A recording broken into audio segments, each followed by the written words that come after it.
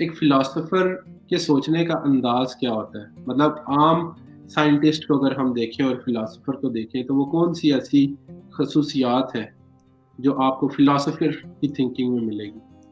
पहले तो साइंटिस्ट पे मैं आ जाता हूँ थोड़ी देर में, मगर पहले तो आपका सवाल थोड़ा जनरल सेंस में लेते हैं कि फिलोसोफर में और आम बंदे में क्या फ़र्क है। हुँ।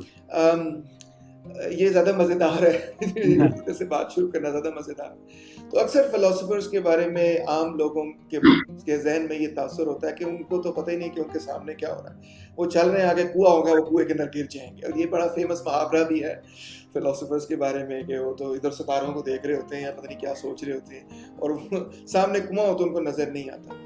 मगर इस बात में कुछ सच्चाई भी है। सच्चाई इस सेंस में है कि फिलोसोफर्स वो सवाल पूछते हैं जो कि हम रोज़मर्रा की ज़िंदगी में नहीं पूछते।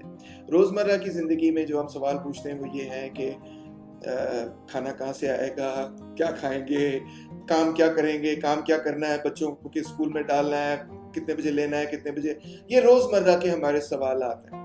फिलोसोफर्स जो हैं वो ज़रा इन सवालात से हटकर सवाल पूछते हैं कि ज़िंदगी क्या है, ज़िंदगी का मकसद क्या है, हम किधर से आए, हमारा मादे से क्या ताल्लुक है, सोच क्या चीज़ होती है, सोचना क्या चीज़ होती है, हमें किसने बनाया, हम खुद से पैदा हो गए, क्या मादा हमेशा से था, क्या मादे की किसी किसी पॉइंट पर मादा वजूद में आया। ये सब बड़े अजीबो-गरीब किस्म के सवाल लोगों को लगते हैं, क्योंकि वो कहते हैं यार छोड़ो, मुझे बड़ी परवाह है कि भाई शाम का खाना किधर से आना है, तो हम पूछ रहे हो कि मादा क्या है और क्या नहीं। तो फिलोसोफर्स और फिर फिलोसोफर्स को बहुत ही ज़्यादा शौक है उन चीज़ों का जो कि काउंटर इंट्यूटिव महसूस होती है, जो कि लगता है कि सीधा-सा जवाब है, मगर हकीकत में वो जवाब बिल्कुल सीधा-सा नहीं होता। बिल्कुल उसके उलट बात निकल आती, बरअक्स बात निकल आती है। तो काउंटर इंट्यूटिव क्वेश्चंस जो है ना फिलोसोफर्स को बहुत ही ज़्यादा पसंद है। मिसाल के तौर पे हेराक्लाइटस एक बड़ा ग्रेट फिलोसोफर था। वो कहता था, you can not step into the same river twice.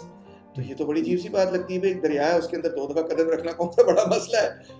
मगर फिर वो उसको एलैबोरेट करता है, वो कहता है देखो ना, अब दरिया भी तब्दील हो गया, आप भी तब्दील हो गए, तो तब्दीली हमेशा हो रही है। तो इस तरह की काउंटर इंट्यूटिव बातें लोग उनको बड़ी पसंद है। और डायलेक्टिक्स में तो खैर डायलेक्टिकल फिलॉसफी भी तो बहुत है।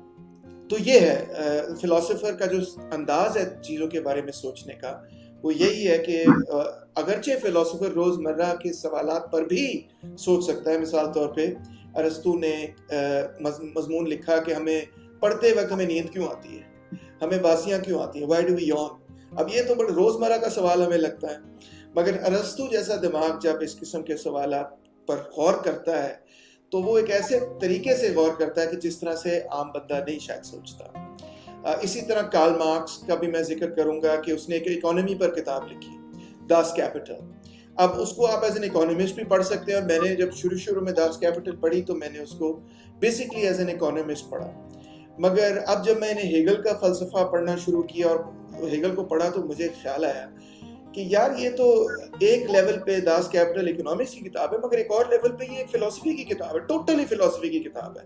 क्योंकि जिस तरह से वो कमोडिटी से अनपैक करते पूरा कैपिटल सिस्टम डिफाइन करता है, तो ये जो मॉडल है ये बेसिकली हेगल की जो फेमस किताब थी साइंस और लॉजिक वगैरह पे, जो उसने किताब लिखी, साइंस और लॉजिक पे जो किताब लिखी, उसी का स्ट्रक्चर उसने इस्तेमाल करते हुए पूरे कैपिटल सिस्टम को एक्सप्लेन करने की कोशिश की।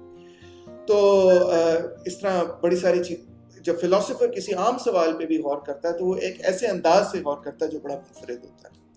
अब आप देखते हैं कि फिलोसोफर, ये पहले सवाल का जवाब हो गया।